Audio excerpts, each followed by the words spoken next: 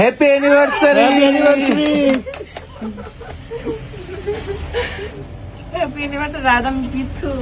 ওটা জানলেন? দেখে তো গ্রামের রুম দে।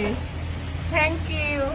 এই সুন্দর প্ল্যানিংটা মারুফ ভাইয়া করেছে, তার মানে হলো এফএনএফ ট্রাভেল বিডি। মারুফ ভাইয়ের গাইডলাইনের মাধ্যমে কিন্তু আমরা দেশ বিদেশ ঘুরে বেড়াচ্ছি। ও হ্যাপি অ্যানিভার্সারি। সব ফুটি রে, সব আমি দিয়ে দিব। তো নিবানা হ্যাপি অ্যানিভার্সারি টু ইউ।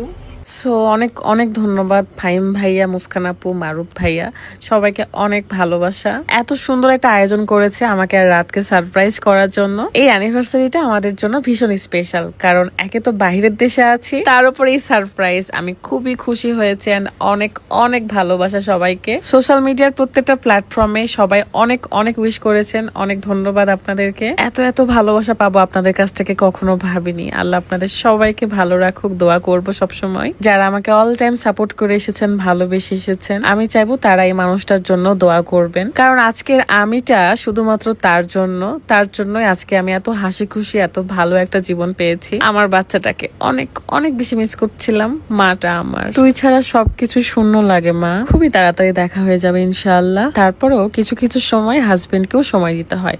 স্বামী স্ত্রীর মধ্যে সময় দেওয়া নেওয়া থাকলে সম্পর্কটাও ভালো থাকে। তাছাড়া দেখবেন সংসার আর বাচ্চা নিয়ে ব্যস্ত থাকলে স্বামীর সাথে ভালোবাসার মুহূর্তগুলো সেই আগের মতো আর থাকে না। যত সময় দিবে নিজের ভালোবাসাকে, তত ভালো থাকবে।